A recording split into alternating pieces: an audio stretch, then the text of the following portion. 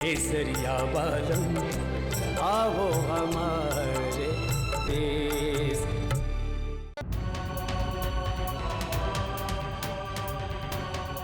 चलिए भाभी साहब, आपको तैयार कर दूं।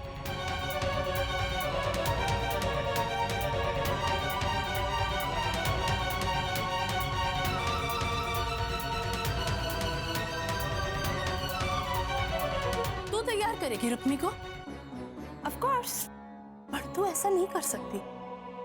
मुंह दिखाई से पहले बीन के घर वाले नई बिंदनी का मुंह नहीं देख सकते। ऐसे क्यों? बरसों से यही रीत चली आई है और मारे को कभी ऐसा क्यों, ये सवाल उठाने की जरूरत महसूस नहीं हुई है मुमल। और तू भी चुप रह, समझी? मासा, मेरे पास एक आइडिया है। मुमल, मासा, आप सुनिए तो। मैं भाभीसा को तैयार कर लूंगी, लेकिन उनका चेहरा नहीं देखूंगी। तब तो ठीक है ना? तो की आंखें बंद करके तैयार करेगी? मासा, भाभीसा है ही इतनी सुंदर कि उन्हें मेकअप की जरूरत नहीं। कपड़े तो वो खुद ही पहन लेंगी। रही बात गहनों की, तो वो तो मैं आंखें बंद करके भी पहना सकती हूँ। अब तो ठीक है ना मासा? प्लीज मासा। ठीक है, पर याद रख जी, भूल से भी अगर तूने अपनी भाभीसा का मुंह देख लिया तो अपशगुन हो जाएगा। मासा, आप चिंता ना करिए, मैं आंखें नहीं खोलूंगी, बिल्कुल नहीं खोलूंगी। ठीक है, जल्दी आना। लीजिए भाभीसा, अपना नया जोड़ा पहन लीजिए।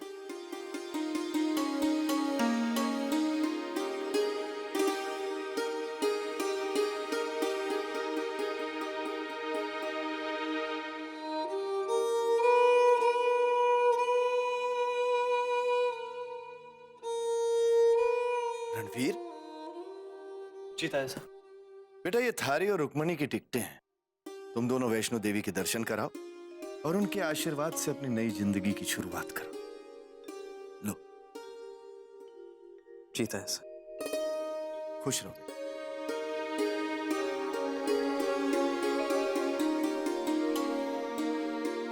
तो आ गई थारी वैष्णो देवी की टिकट। सिर्फ देवी देवताओं के दर्शन करने से ब्याह का जीवन शुरू नहीं किया जा सकता। उसके लिए एक दूसरे को जानना भी बहुत जरूरी हो गए। ये ले, हमारे ब्याह के वक्त शायद किसी को हनीमून की जरूरत ही महसूस नहीं हुई, पर थारे लिए मैं हूं ना।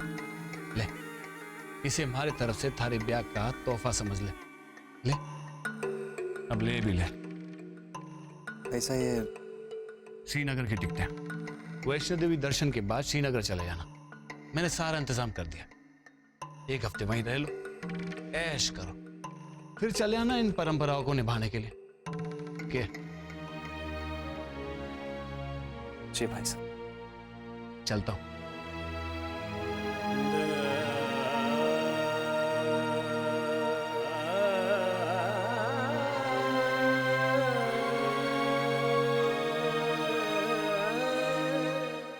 भाभीसा, आपने कपड़े पहन लिए? हाँ, मैं तैयार हूँ। आ जाओ। जी भाभीसा, आप जल्दी आ जाइए, मैंने अपनी आंखें बंद कर ली हैं।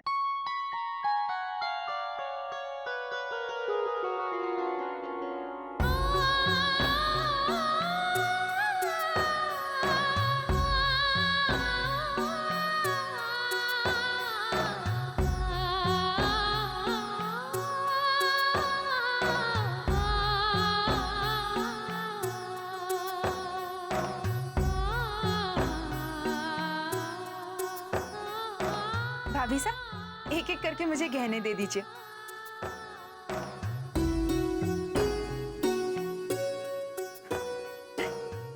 जानती हो भाभीसा, ये मेरी जिंदगी की सबसे मुश्किल घड़ी है। पता है क्यों? क्योंकि भाईसा ने आपके चेहरे की इतनी तारीफ की है कि मुझसे तो रहा ही नहीं जा रहा।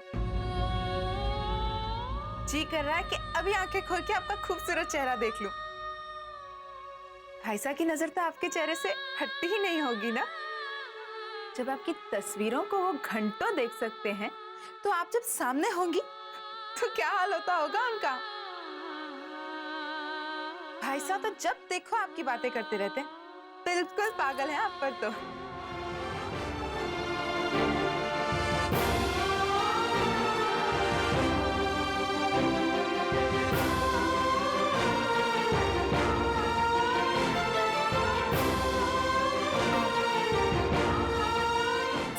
गहने हो गए।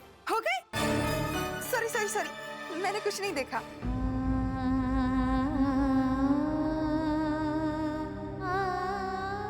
मैं घूंघट पहन लूं? जी। उफ, ये रीति रिवाज भी ना, इतनी सुंदर भाभी सा मेरे सामने है और मुझे इन्हें देखने की इजाजत नहीं। पर कहते हैं ना, सब्र का फल मीठा होता है। मैं वेट कर लूंगी। भाभी सा, आप यहाँ बैठ जाइए, मैं मासा को बता के आती हूँ कि आप तैयार हो गई हैं। ये नंद काका भी ना, अब ब्याह के डेकोरेशंस हैं तो पेंटिंग्स हटाने की क्या जरूरत है? कितनी खूबसूरत पेंटिंग्स हैं ये तो।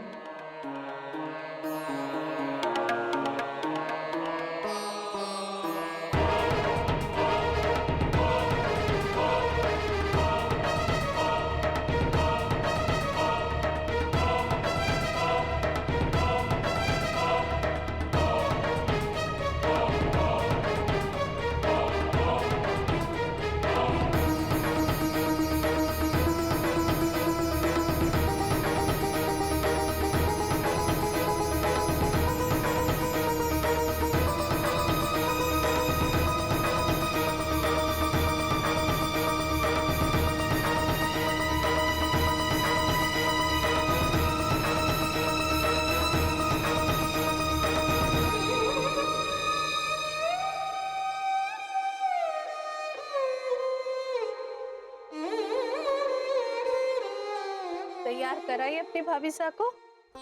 आंख खोलकर तो नहीं देखा?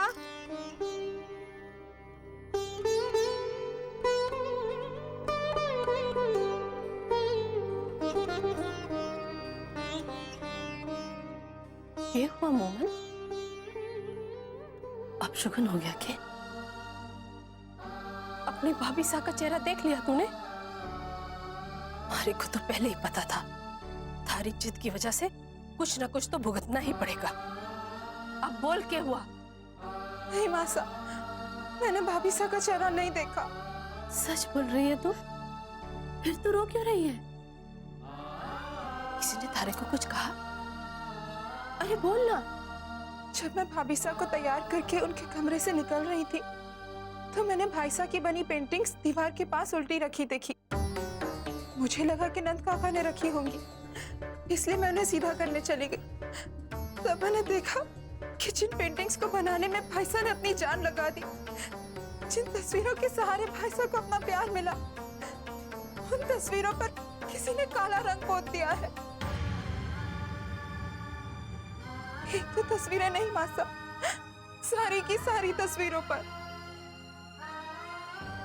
उन तस्वीरों को देखकर ऐसा लग रहा था जैसे किसी ने उन पर अपना गुस्सा उतार दिया हो। किसने किया है? पता नहीं मासा, शायद रणवीर भाई सा या भाभी सा को पता हो।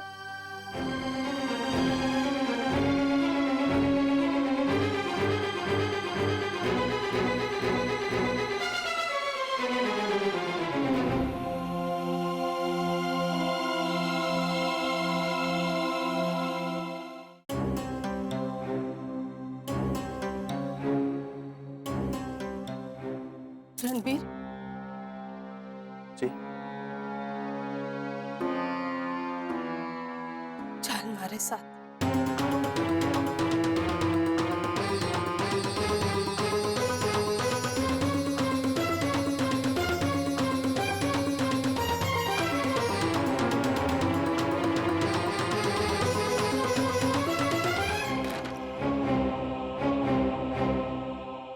अब बोल, क्या? सच बोल, थारे और रुक्मणी के बीच में कुछ हुआ है क्या?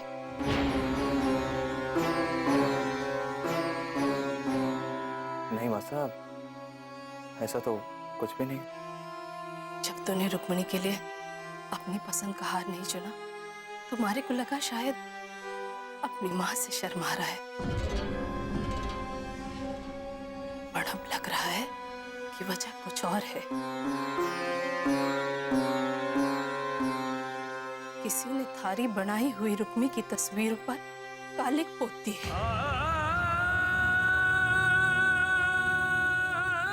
रणबीर, सुन रहा है मैं क्या बोल रही हूँ? समझ रहा है? रणबीर, इतनी बड़ी बात सुनकर भी थारे माथे पर कोई शिकन ना आए। कुछ बात तो जरूर है। ऐसा कुछ नहीं है मासा, उसकी सारी तस्वीरें ठीक ठाक हैं। आपको किसी ने गलत खबर दी। भाई साहब क्यों झूठ बोल रहे हैं? आशा को किसी ने कोई गलत खबर नहीं दी है। मैंने खुद अपनी आंखों से उन सारी तस्वीरों पर काला रंग पुता हुआ देखा है। रणबीर, थारे को मारी कसम है, हमारा जी बहुत घबरा रहा है। जो भी है बता दे, किसने किया है? मार से थारी ये चुप्पी और सहन नहीं होती रणबीर। बोल रणबीर। मैंने किया है मासा।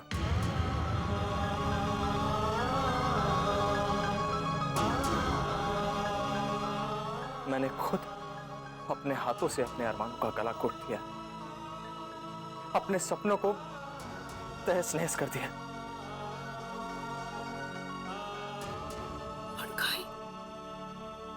क्योंकि मेरे साथ धोखा हुआ है मासा, धोखा हुआ है मेरे साथ। जिस चेहरे में मैं अपने सपनों को ढूंढ रहा था, जिस चेहरे में मुझे अपनी तकदीर दिखाई दे रही थी, उसी चेहरे ने मुझे धोखा दे दिया।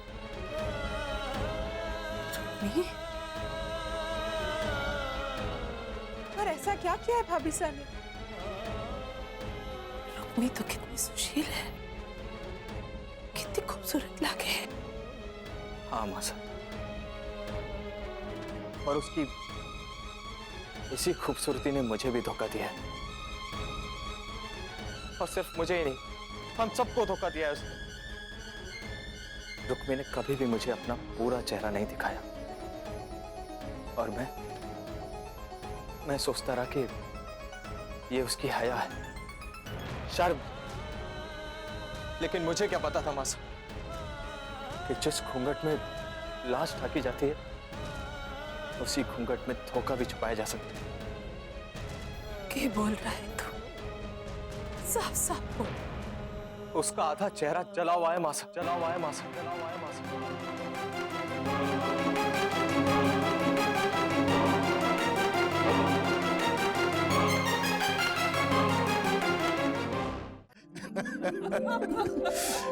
भाई मासा, आपके आने से रौनक आ गई, पर इतनी देर बैठे रहने से कहीं आपकी तबीयत फिर से खराब ना हो जाए। अब तबीयत की कोई परवाह ना है भवन। मैं अपने रणवीर के ब्याह के सपने को पूरी तरह जीना चाहती हूँ, फिर चाहे ऊपर वाले का बुलावा ही क्यों ना आए। मासा, अशुभ बातें मुंह से ना निकालो। तो ग्रैंड सा नाइन आई, उसे सम्मान के साथ अंदर ले आओ। गायत्री, 9 का सगुन? इमली,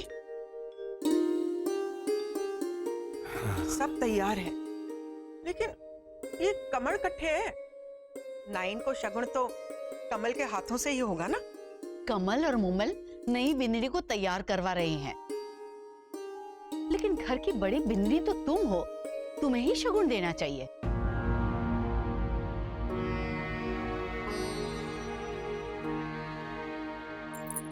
गड़ी खम्मा सा। आओ गायत्री।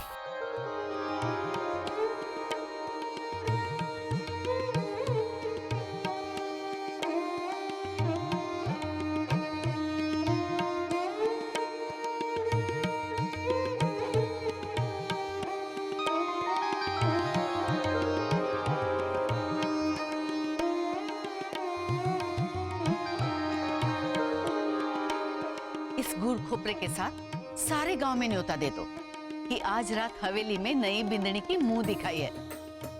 सबको बिंदनी को आशीर्वाद देने जरूर आना है। जो हुक्म तो ग्रैंड सा।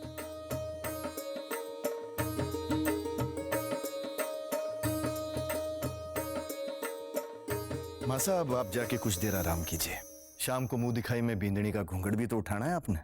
उसी घड़ी के इंतजार में तुम्हारा से आराम भी नहीं किया जाएगा भवर। जिसकी तस्वीर इतनी सुंदर है, वो खुद कितनी सुंदर होगी। पूरी बिरादरी के सामने बिंदिनी का घूंघट उठाऊंगी। नहीं मासा, ऐसी गलती कभी मत करना।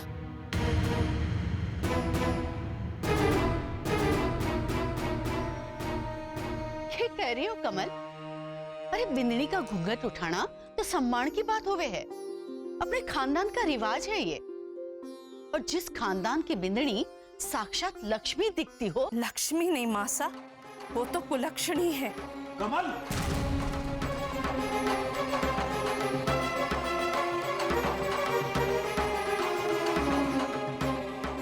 अपने खानदान में आई बींदनी का आज तक इस तरह अपमान नहीं हुआ है। लेकिन धोखा देने वालों का सम्मान करने की रीति भी इस खानदान की नहीं है। रुक्मिणी ने हमारे रणबीर के साथ, हम सब के साथ धोखा किया है।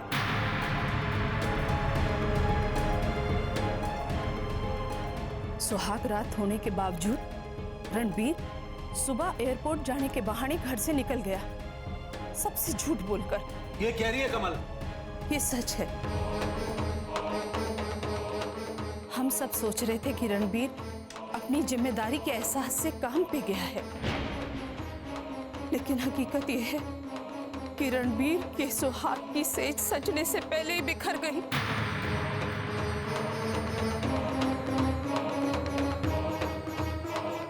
क्योंकि रणबीर ने जब रुक्मिणी का चेहरा देखा तो उसके सारे सपने चूर चूर हो गए।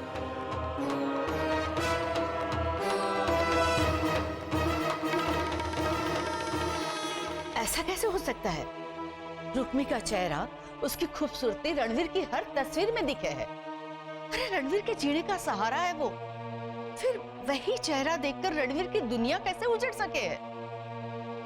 मासा, जो चेहरा उन तस्वीरों में था वो बेदाग था, लेकिन असलियत में रुक्मी का आधा चेहरा जला हुआ है।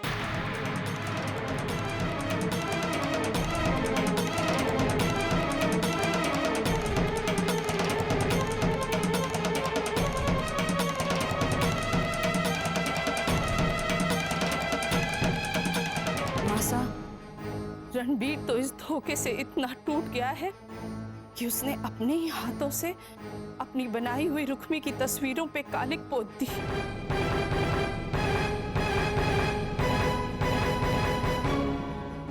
इस हवेली में राज करने के लिए जिस छोरी ने हमारे रणबीर को इतना बड़ा धोखा दिया, उसकी सारी खुशियां छीन ली, उसका जीवन बर्बाद कर दिया, कि उसे इस घर में रहने का हक है, कि उसे इस हवेली, इस ठाकुर खानदान की बिन्नी बनने का हक है।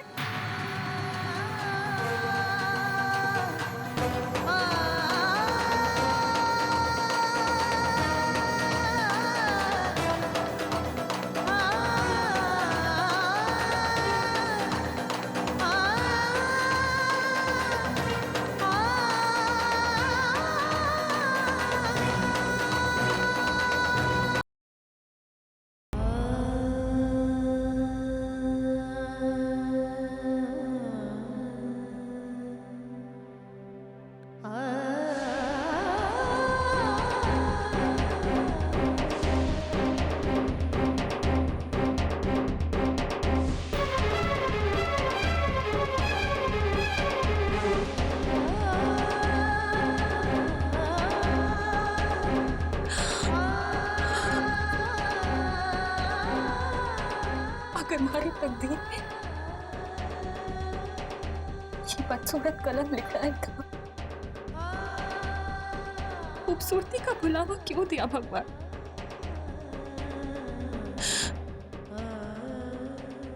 मैंने तो थारे से कभी कुछ नहीं मांगा था, जैसा रखा वैसी रही।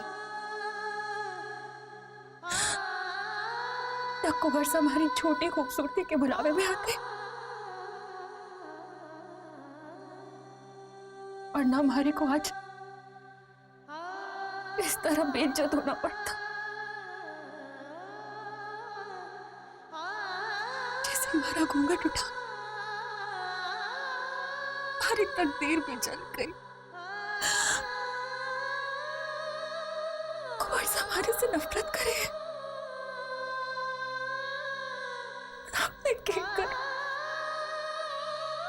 आजा।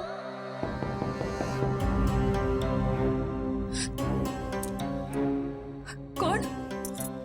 और कोई ना है भाभी साहब, मैं हूँ इमली। जल्दी से चलिए, आपको नीचे बुलाया है।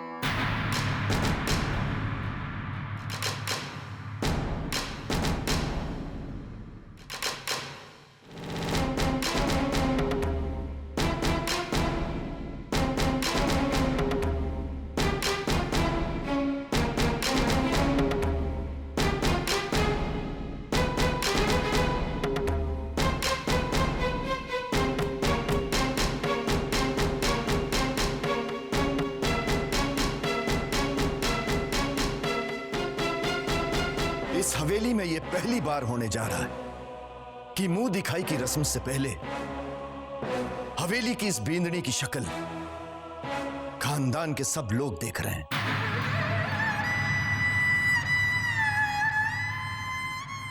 एक रस्म तो हम तोड़ रहे हैं, लेकिन हमें दूसरी तोड़ना मंजूर ना है।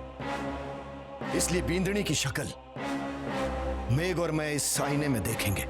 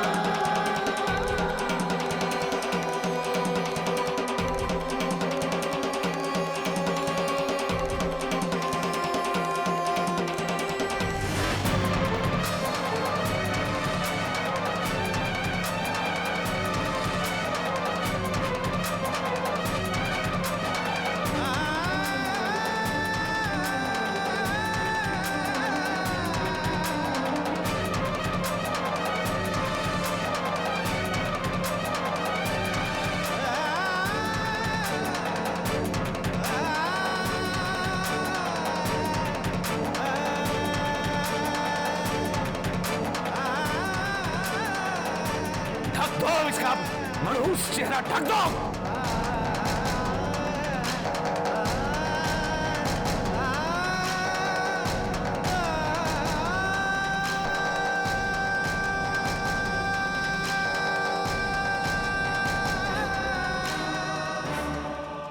थारे को ये पहले से पता था? नहीं था ऐसा। अगर मुझे पता होता तो मेरी जिंदगी के साथ ऐसा खिलवाड़ नहीं होता। मैंने तो इस पर विश्वास किया था ताया साहब, इससे प्यार किया था, लेकिन इसने बदले में मुझे धोखा दिया। ना सिर्फ मुझे बल्कि हम सबको धोखे में रखा इसने।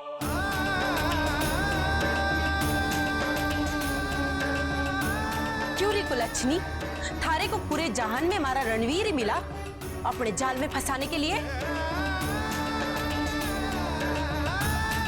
आखिर उस मदन सिंह ने अपना बदला ले ही लिया। क्यों किया तूने ऐसा? काहे झूठ बोला? और थारे साथ साथ तारे बाप ने भी हमसे इतनी बड़ी बात छुपाई। क्या समझते थे तुम लोग कि हमें कभी पता नहीं चलेगा? थारा ये कलंक हमेशा छुपा रहेगा।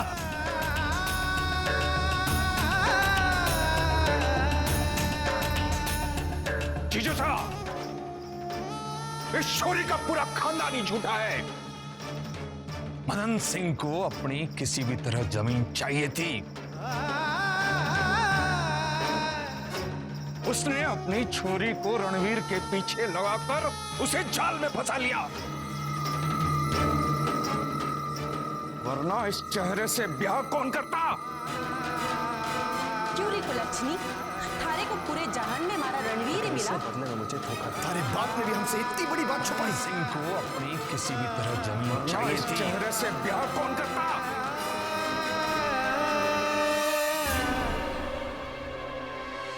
लो, और एक नया नाटक। इमली,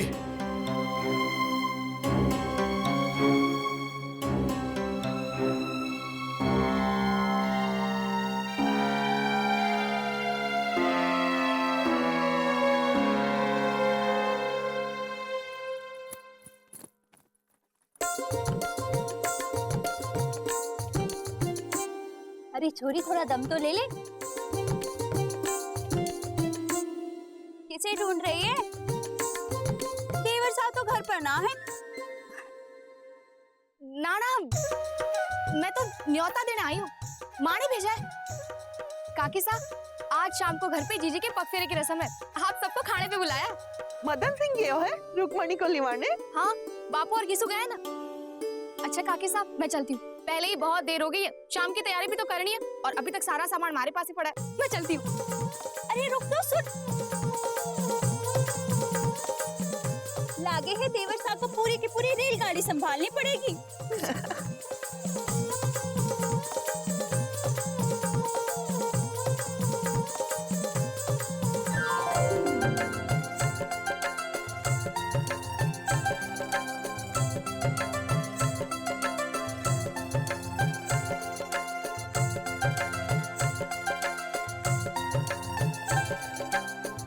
क्या कर रहे हो? कोई देखेगा। देखने दे, फौजियों को किसी से डर ना लगे। अच्छा, काकी क्या कर रही है? माँ को क्यों बुला रही है? चल, छोड़ दिया तन्ने। और लोग कहते हैं कि फौजियों को डर ना लगे। वैसे काके साहब के साथ साथ भाभी साहब भी आंगन में ही बैठी है, अगर आवाज लगाती तो दोनों भागती हुई आ जाती। तन्ने कैसे पता? अभी वहीं से आ रही हूँ, न्योता देने गई थी जीजी के पग फेरे का। अच्छा, और म्हारा न्योता? अरे काकी साहब घर की बड़ी है, जब उन्हें न्योता दिया तो इसका मतलब घर के सभी लोगों को न्योता मिल गया ना। पर म्हारे को तो म्हारा न्योता ना मिला। थारे को तो अपने जीवन में आने का न्योता पहले ही दे चुके।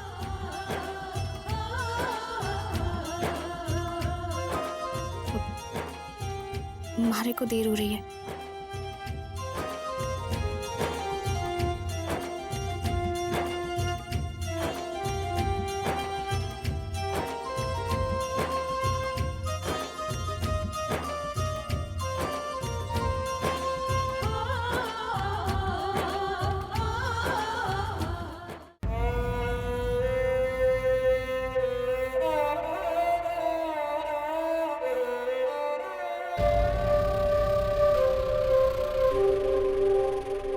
जा, तू जाके जल्दी से पानी ले आ।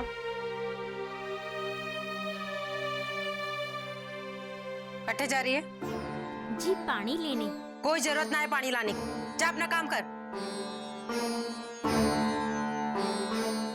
और तू अट्ठे क्या कर रही है? किसकी सेवा कर रही? हाँ, ये कुलच्छनी सारे खानदान की नाक कटाने चली है और तू यहाँ खड़े खड़े इसके लिए पंखा झल रही है। और कोई काम ना है घर में तारे को? तो ऐसा भाभी साहब को अभी होश नहीं आया है। थारे को बड़ी चिंता हो रही है भाभी सा की? ये बेहोश पड़ी रहे या मर जाए मारी बला से। अरे बेटे का जीवन बर्बाद करके इसे इस घर में पानी भी नसीब ना होगा। चल यहाँ से।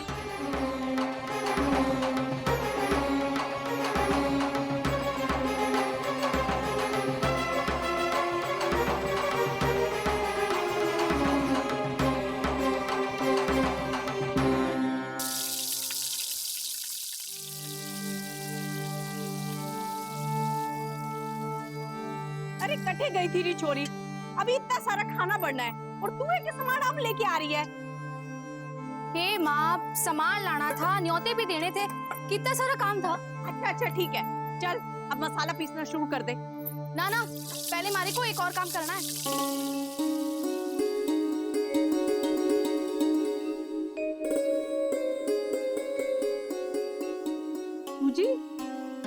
सूजी तो मन्ने थारे से ना कही ना, सूजी काहे लेके आई? हलवा बनाने। जीजी को सूजी का हलवा बहुत पसंद है, पर बेचारी को कभी भरपेट खाने को ही ना मिला।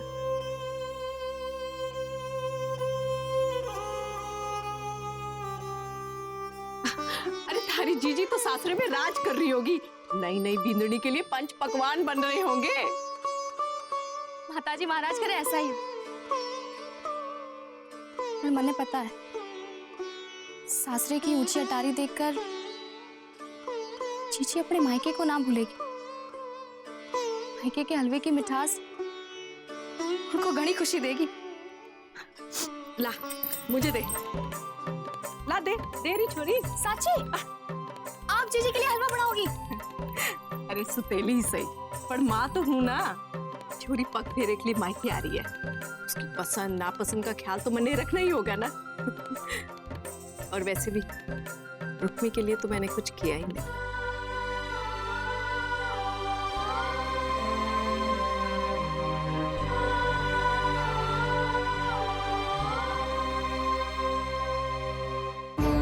जीजू साहब, फैसलों के करना, उस छोरी का इस हवेली में रहने का कोई हक नहीं है। वो मदन सिंह और उसकी छोरी बहुत चालाक है। उन्होंने भांप लिया था कि हमारा रणवीर तो भोला है, और हमारा रणवीर उस छोरी के प्यार में इतना अंधा था कि उस छोरी का चेहरा देखने की एक भी बार इसने जिद नहीं की। बस इसी बात का फायदा उठाया उन लोगों ने। अब ये बेचारा के जानता था कि अपना चेहरा छिपाने के पीछे उस छोरी की कोई बहुत बड़ी चाल थी। ब्याह से पहले एक बार उस छोरी का चेहरा देख लेता तो ये दिन देखने को नहीं मिलता। अब जो हुआ सो हुआ, इसमें सारा दोष रणवीर को तो नहीं दे सकते ना। रणवीर को तो उस छोरी ने बड़ी चालाकी से अपने जाल में फंसा है, जानबूझकर। रणवीर हमारा बेटा है, ठाकुर है, उसकी रगों में राजपूत का खून दौड़े। एक बार किसी लड़की से प्रेम किया तो आंख बंद करके उस पर विश्वास कर लिया। अरे कलंक तो ठाकुर मदन सिंह और उसकी छोरी ने अपने राजपूत होने पर लगाया है। रणवीर, रणवीर रुको, रणवीर। दोष किसका है यह जानने का समय अब बीत गया है। मदन सिंह और उसकी छोरी ने जो हमें धोखा दिया है, उसकी सजा उन दोनों को जरूर मिलेगी। राजपूतों की इज्जत के साथ खिलवाड़ करने की सजा।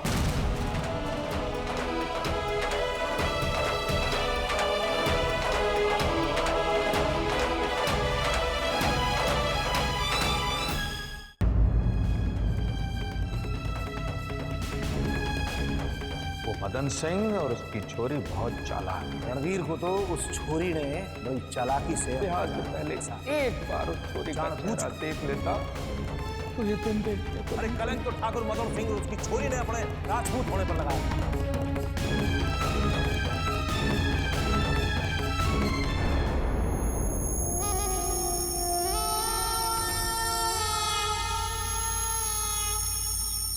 जीवन में जब सबसे करीबी रिश्ता ही बोझ बन जावे तो आजादी को देखकर मन कचोटने लगता है।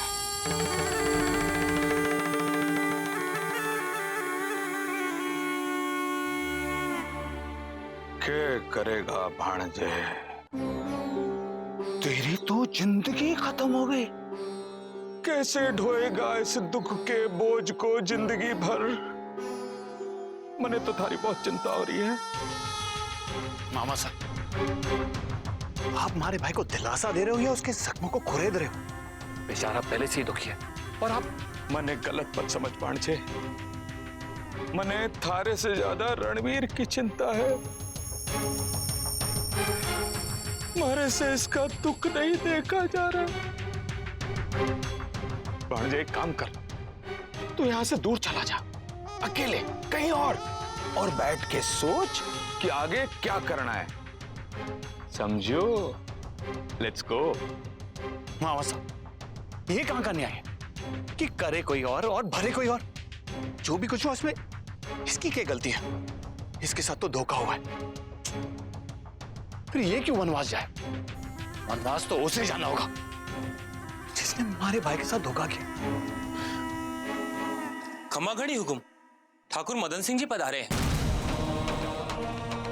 ओ पोगल सांड फेरा गयो। ठाकुर मदन सिंह अपनी बेटी को हमारे भाई के गले में बांधकर हवेली में प्रवेश करने की हिम्मत कर रहा है। रणवीर, यही मौका है उस मदन सिंह को अपनी असली जगह दिखाने का। बापू,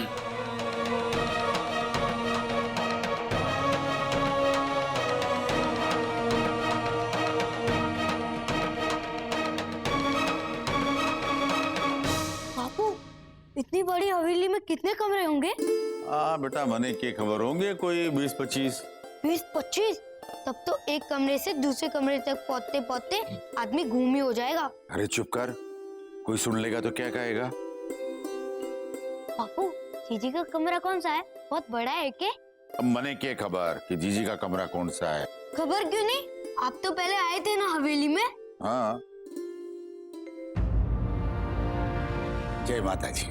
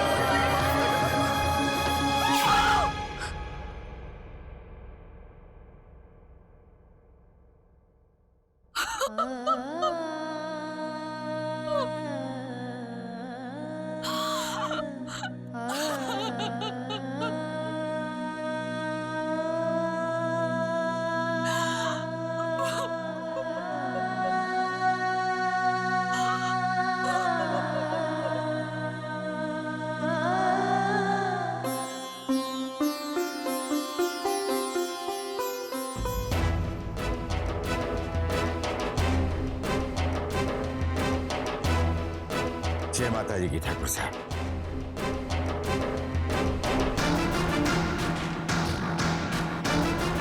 जय माता जी की छोटे ठाकुर साहब।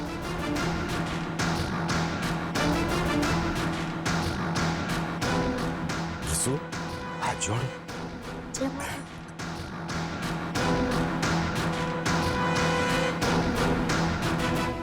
ये सब आपके लिए है, रुक्मी की माँ ने भिजवाए हैं।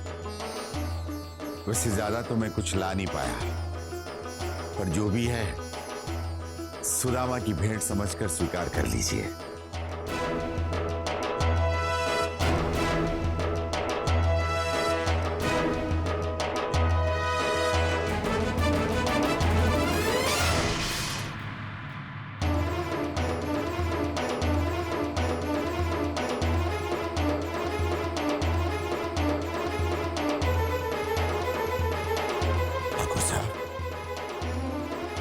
मारे से कोई भूल हो गई? जानबूझ के दिए हुए धोखे को भूल का नाम मत दो मदन सिंह।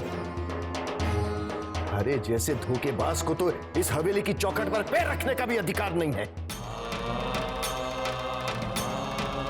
धोखा?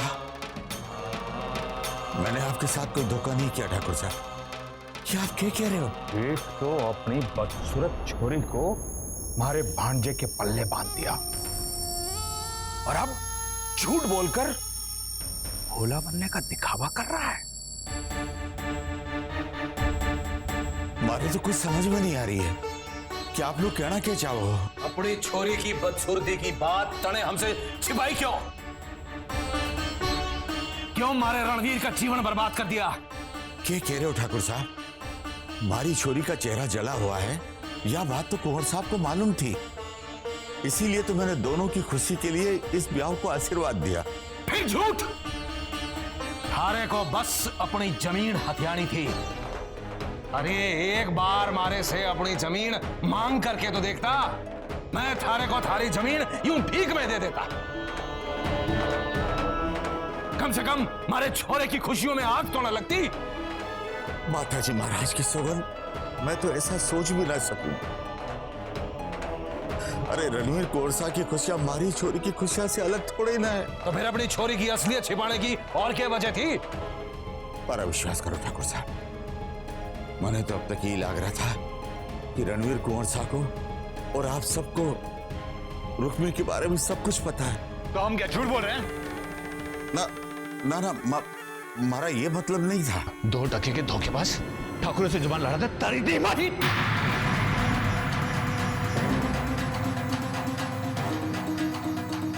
फैसला लेने के लिए घर के बड़े बुजुर्ग अभी जिंदा हैं।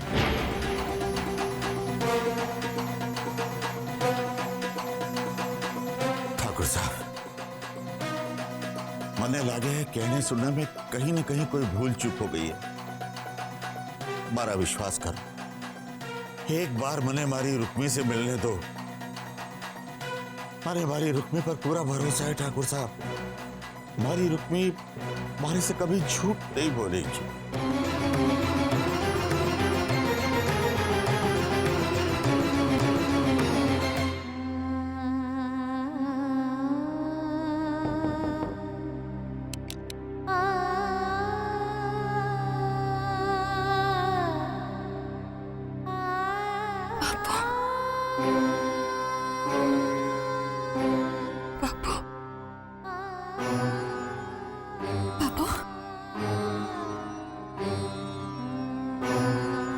हमारी कोई गलती ना है बाबू,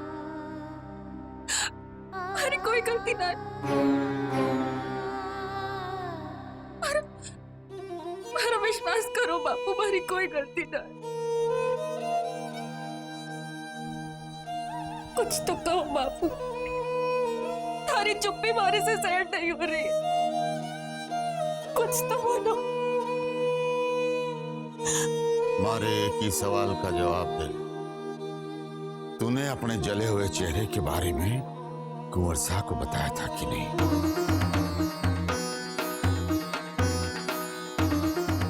हमारे पास हमारी इज्जत की सिवा और कुछ ना है, और इसी इज्जत के सहारे आज तक मैंने किसी के सामने अपना सिर नहीं झुकाया। पर आज हमारी इज्जत थारे जवाब की मोहताज बन गई है।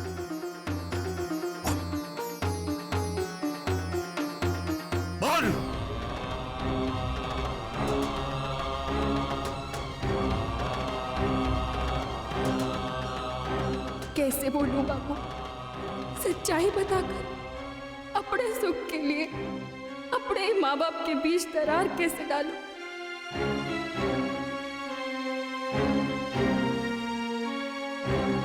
हाँ बाबू, हमारे से गलती हो गई। अपने चेहरे की बात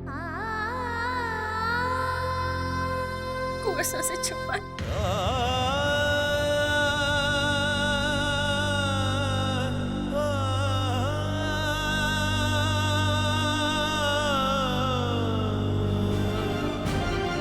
बाबू बाबू बाबू बाबू बाबू, मन्ने माफ कर दो बाबू, मन्ने माफ कर दो। हमारा तारे से बाहर कोई। मैंने आज तक बहुत गरीबी देखी, पर गरीबी में भी अपने बच्चों को मान से इज्जत से जीना सिखाया। मारे को विश्वास था, मारे को विश्वास ही नहीं तारे पर गर्व था कि मारी रुक्मी कभी भी किसी से झूठ नहीं बोल सकती। पर आज मैं हार गया। ऐसा ना कहो बाबू, ऐसा ना कहो। कुंवर साहब की प्रीत मारे मन में इस तरह बस गई थी। अरे किसी की प्रीत को अपने मन में बसाना भगवान को अपने मन में बसाना होए। पर उस प्रीत को पाने के लिए झूठ बोलना बहुत बड़ा पाप है। थारे से एक झूठ ने कुंवर सा की सारी खुशियों को जला के राख कर दिया। अरे जिसने तुझे खुशियां देनी चाहिए, प्रेम देना चाहा, उसी की झोली में तूने झूठ डाल दी, धोखा डाल दिया, दुख डाल दिया। थारी माँ थारे को खोटे नसीब वाली कहती थी तो मारे को बहुत गुस्सा आता था, पर आज थारे को देख करके लगे है कि वह बिल्कुल सही कहती थी। माता जी महाराज की कृपा से पहली बार थारे जीवन में खुशियां आई, पर तू खोटे नसीब की वो खुशियों को ना संभाल पाई। अब तो माता जी महाराज से बस एक ही प्रार्थना है कि ठाकुर साहब ने जीवन दान दे दे, क्योंकि राजपूतों से दगा करने की सजा आज भी मौत ही है।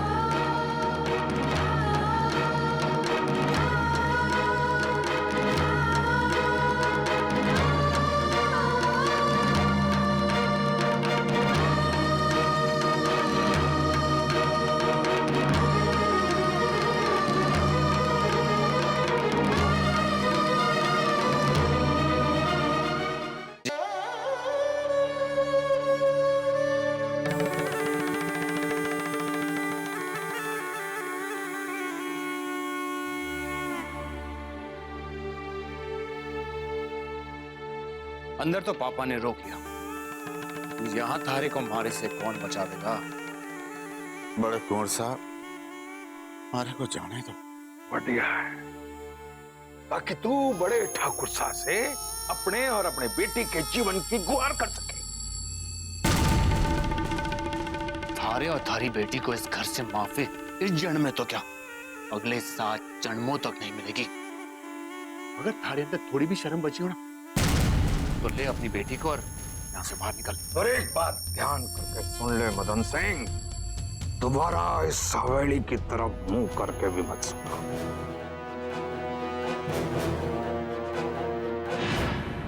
आपने बापू से झूठ क्यों कहा? आपने ही तो कोसा को चिट्ठी लिखी थी, भूल गई के? चलो बापू को बता देते हैं और कहना कि मैं भूल गई थी, यीशु ने याद दिला दिया। चलो। नहीं किसु, थारी समझ में ना आवेगा। क्यों ना समझ में आवेगा?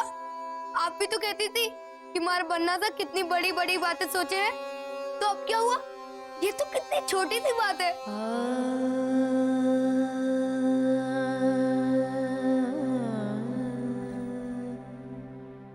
ना किसु। ठीक है, आप ना बताओगी तो मैं जीजू सर से बात करूंगा और कहूंगा मारे को दोस्त कहलाते हो और हमारे जीजू को रुलाते हो। किसु,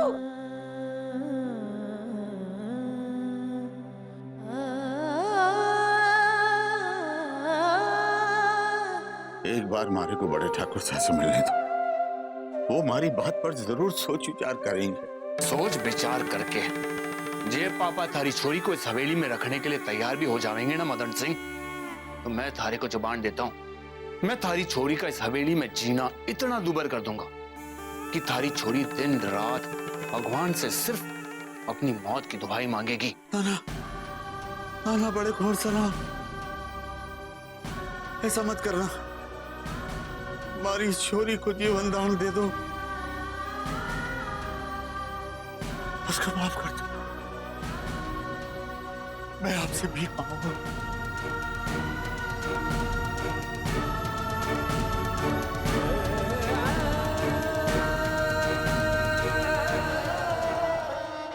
क्या करूं मैं?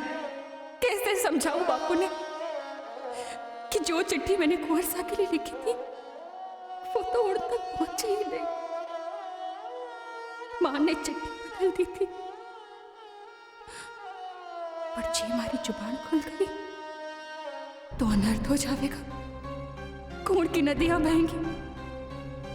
ना ना, ऐसा कतई ना होने पाए। जब वो चिट्ठी गलती से भी बापू के हाथ पे पड़ गई तो बापू माँ की लिखाई पहचान लेंगे।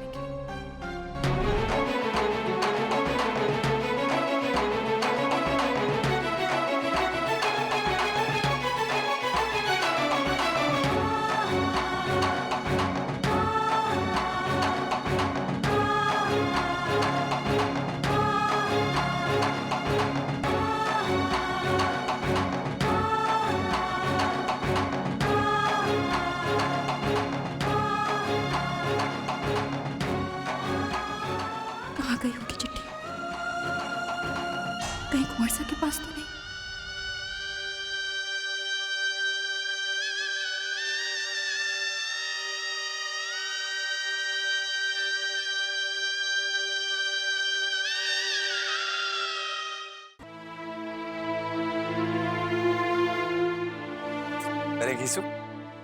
ये लो आपकी सारी टॉफियां, हिसाब जोड़ लो, सारी लौटा रहा हूँ। अरे लेकिन क्यों? तुम्हें तो चॉकलेट्स बहुत पसंद है ना? लेकिन अपने जीजी से ज्यादा नहीं। आपने माई जीजी को क्यों रुलाया? तो चल मेरे साथ। अच्छा एक बात बताओ घीसू, जब तुम गलती करते हो तो तुम्हारी माँ और बापू तुम्हें सजा देते हैं ना? पर माई जीजी गलती कर ही नहीं सकती। वो कितनी अच्छी है, सब लोगों का कितना ख्याल रखती है, कितना प्यार करती है, आपसे तो सबसे ज्यादा।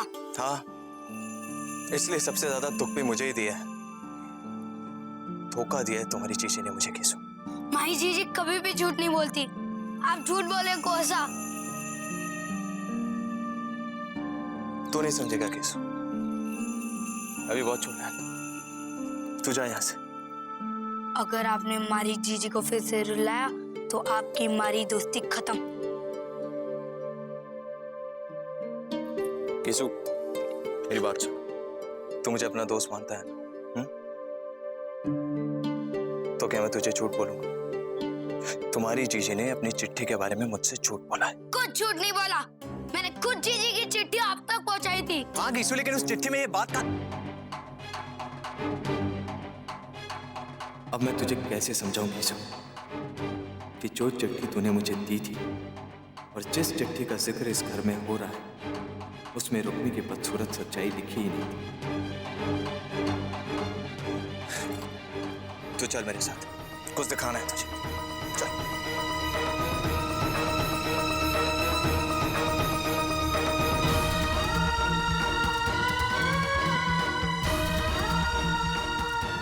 माँ ने तो चिट्ठी बदलते हुए हमारे भले की ही सोची। मैं माँ को दोष नहीं दे सकती, उन पर आँच नहीं आने दे सकती।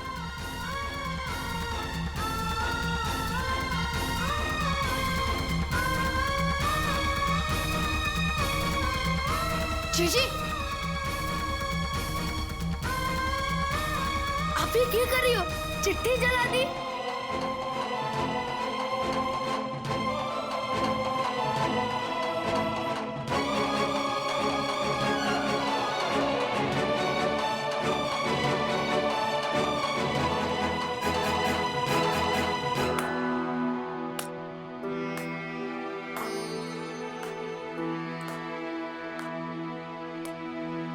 वाह, ये भोली सी सूरत देखकर कौन कह सकता है कि इसके दिल में इतना पाप छुपा है।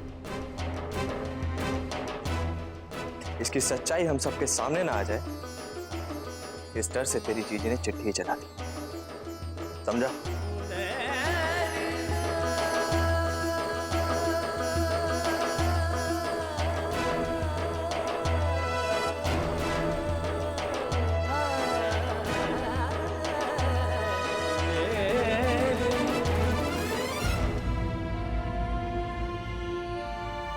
अब तो सिर्फ भगवान ही जानता है कि सच क्या है और झूठ क्या है।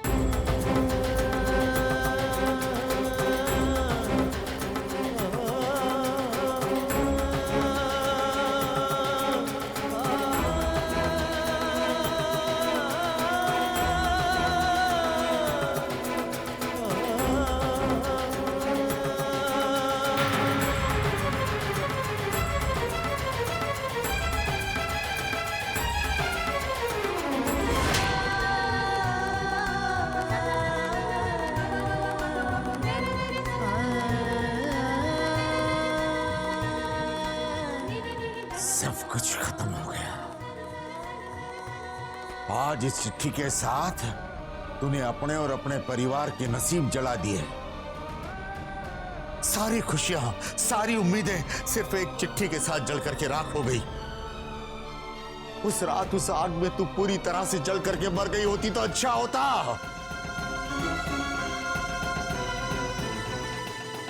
हमारी वजह से आज मुझे इतनी बेइज्जती तो ना सहनी पड़ती।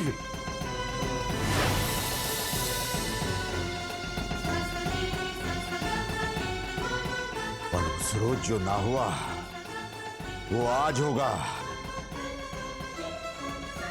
थारे को बचाने वाले ये दो हाथ आज थारी जान ले लेंगे।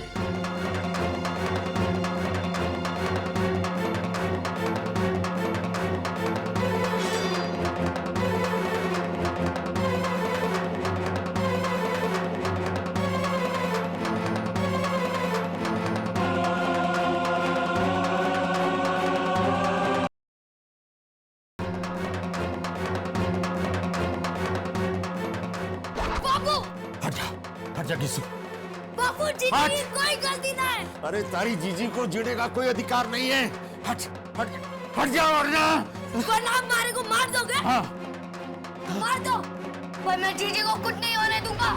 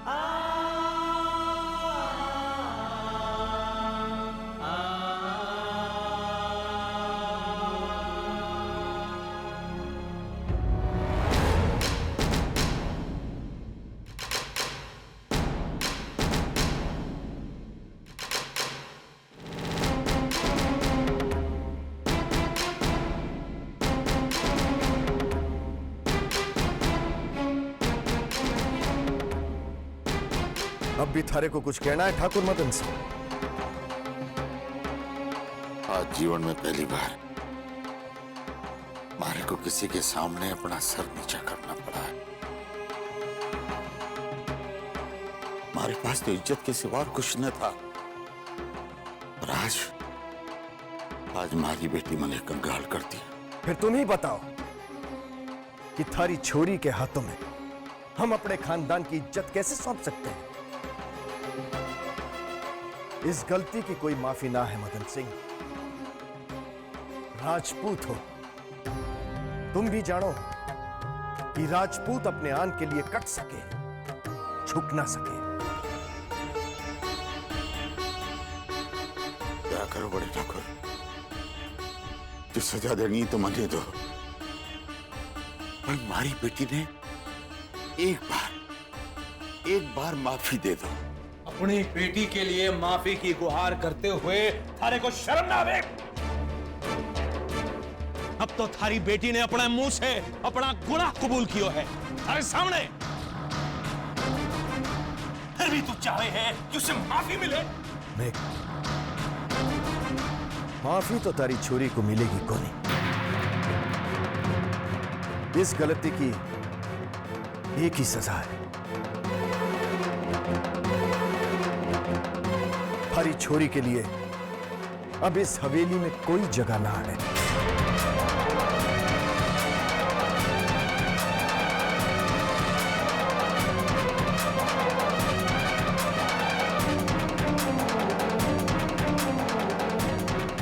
ना बड़े ठाकुर ना, हमारी छोरी का जीवन बर्बाद हो जाएगा। एक नहीं, दोनों छोरियों का। गेहूं के साथ घुन भी पिसे ही है मदन सिंह। तू अपनी बेटी को लेवाने आया है ना, सो ले जा, पर उसे वापस कभी मत भेजना।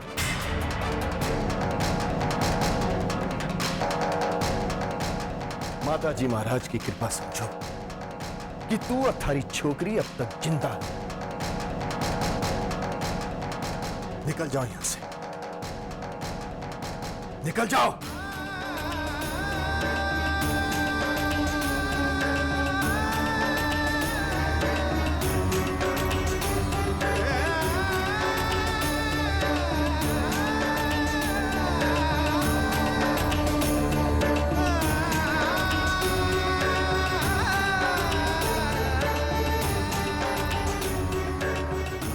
हमारी इज्जत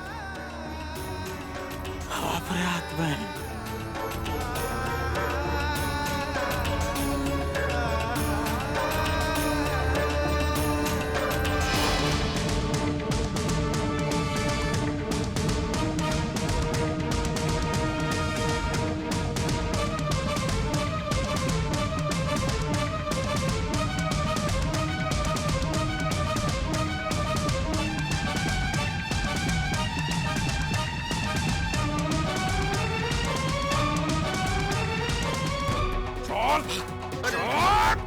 चल यहाँ से।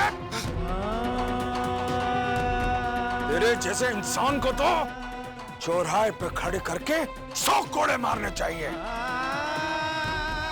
धोखे से ब्याह रचाकर हवेली की दौलत को अपने हाथ में लेने के सपने देख रहा है। चल!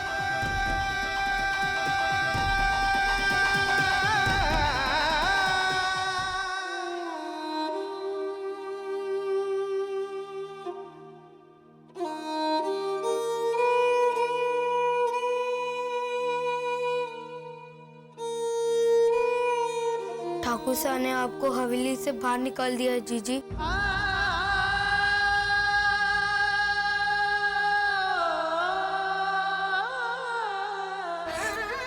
अट्ठे आपको कोई भी नहीं पसंद करता जीजी। आप हमारे साथ घर चलो। चलो जीजी, जीजी चलो, हमारे साथ घर चलो। चलो। जाने से पहले बड़े कुंवर सा से एक बार मिलना। वो हमारे को इस हवेली में लेकर आए थे। उनकी इजाजत के बिना मैं इस हवेली की चौखट नहीं भाग सकती।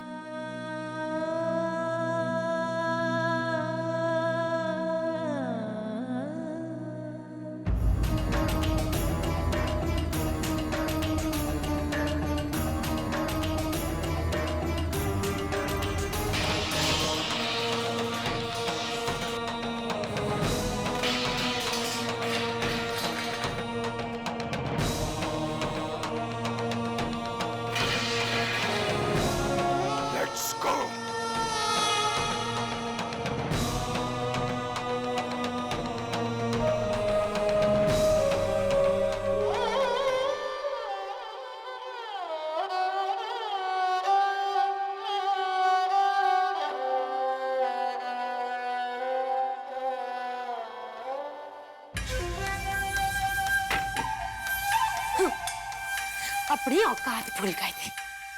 चले थे इस हवेली पे राज करने के सपने देखने। ठाकुर भंवर सिंह का समधी बनकर मदन सिंह अपने आप को इस हवेली का हिस्सा मानने लगा था। देखा जीजी, हवेली में पैर रखने की कितनी बड़ी कीमत चुकानी पड़ी उस मदन सिंह को।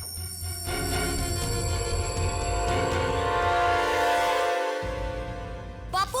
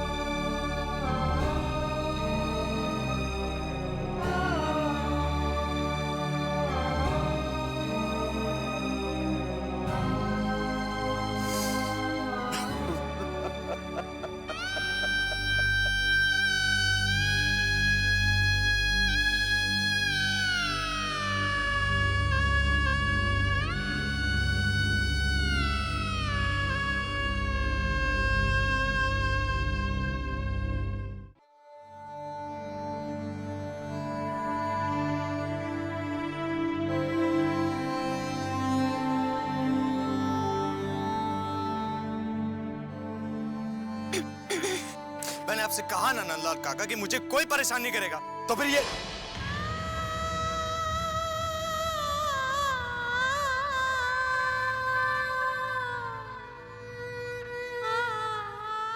अब क्यों आई हो यहाँ?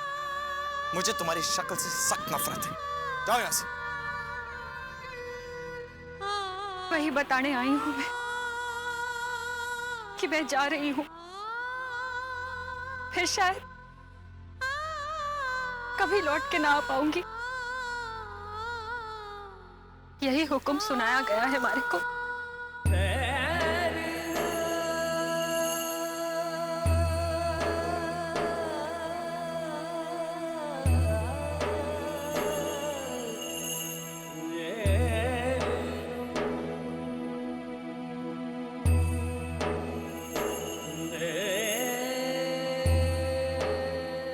सच्चाई साबित करने के लिए हमारे पास कुछ और नहीं है। सच्चाई तो तुम्हारे पास कभी थी ही नहीं रुकमी। और अगर तुम्हारे मन में खोट ना होता तो वो सबूत, वो चिट्ठी तुम कभी नहीं चलाती। रुक्मी, मैं तुम्हें कभी माफ नहीं करूंगा, कभी नहीं। आपने जब तय कर ही लिया है तो आपका मन बदलना हमारे बस में नहीं है। लेकिन जाने से पहले हमारी एक विनती है आपसे। हमारी इतनी अराजकी हमारे को वापस इस हवेली में रहने की इजाजत दे तो आपके मन की रानी बनने का सपना लेकर इस हवेली में आई थी। और अब अपने बापू की इज्जत की खातिर हमारी और इस हवेली की मान मर्यादा की खातिर मैं दासी बनकर इस हवेली के किसी भी कोने में रह लूंगी। और हमारे कसूर की सजा हमारे परिवार को मत दो कुंवर साहब। वो मर जाएंगे, वो मर जाएंगे।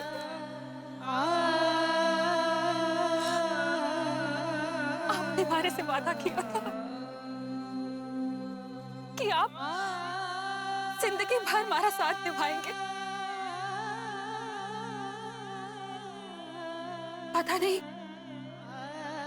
उस वादे का वास्ता देने का अधिकार मन में है कि नहीं, पर वादा, अधिकार, इन शब्दों का मतलब भी जानती हो तुम रुक्मी? हाँ? वादा निभाने के लिए विश्वास की जरूरत होती है और अधिकार मिलता है प्यार से। लेकिन तुमने तो मेरे विश्वास और प्यार दोनों का गला घोट दिया। उसके बावजूद तुम चाहती हो कि मैं तुम्हें इस हवेली में रहने दूं। नफरत है मुझे तुमसे, तुम्हारी इस सूरत से। और सच बोलूं रुक्मी, आज जब तुम इस हवेली से बाहर जा रही हो तो कहीं ना कहीं मेरे दिल को बहुत सुकून मिल रहा है, बहुत सुकून।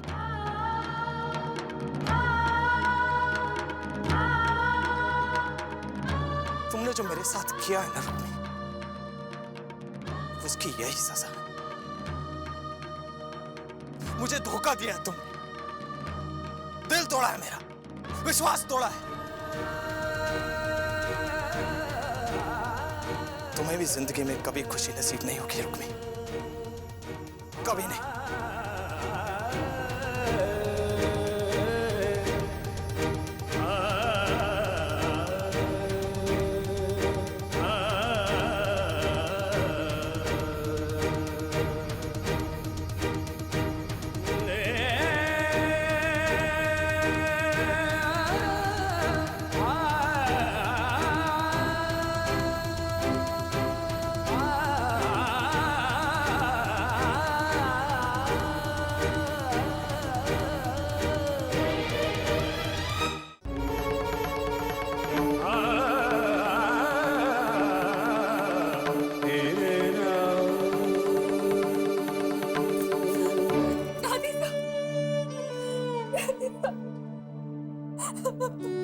झूठे आंसुओं से कोई रिश्ते नहीं जुड़ते छुरी, बह जाते हैं।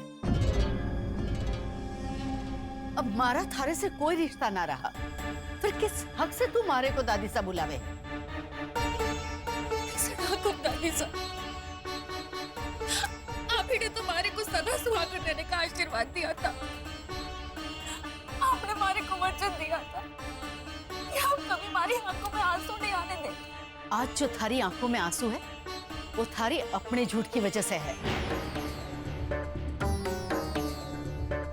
मैंने तो अपनी रणवीर की बिंदनी को इस हवेली में हर खुशी देने का वचन दिया था, लेकिन मारे को ये पता ना था कि जिसकी खुशी के वास्ते मैं अपने आप को वचन से बांध रही हूँ वो धोखेबाज इस लायक को नहीं।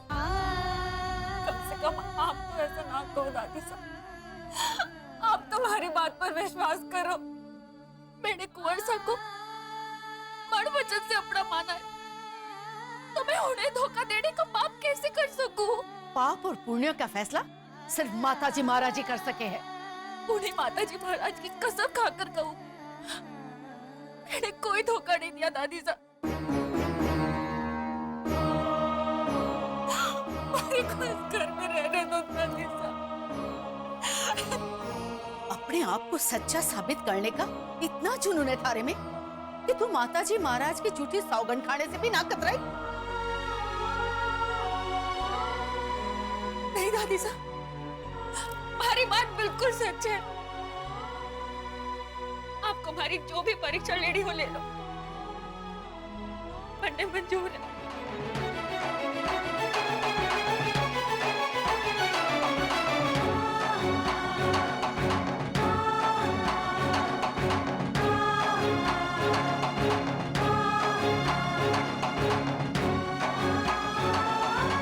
थारे कान्हा था, अपने हाथों से तूने इनकी प्रतिष्ठा की है ना, तो इन्हीं की कसम खाकर थारे को यह साबित करना होगा कि थारे मन में कोई चोर ना है, कोई पाप ना है। कर सकेगी? और जिस थारी कसम झूठी निकली तो थारे परिवार को कोई बचा ना पावेगा, सबको मरा हुआ देखेगी तू।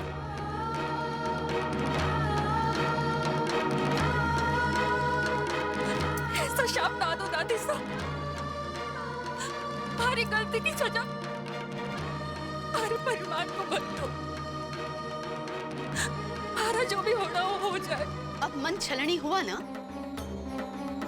अपने से ज्यादा अपनों का दुख ही मन कचोटे है। मैंने थारे परिवार के बारे में ऐसी बात की तो थारे को इतना बुरा लगा, तो सोच मारे रणवीर का जीवन जो तूने बर्बाद कर दिया, वो देखकर मारी जान कितनी जल रही होगी।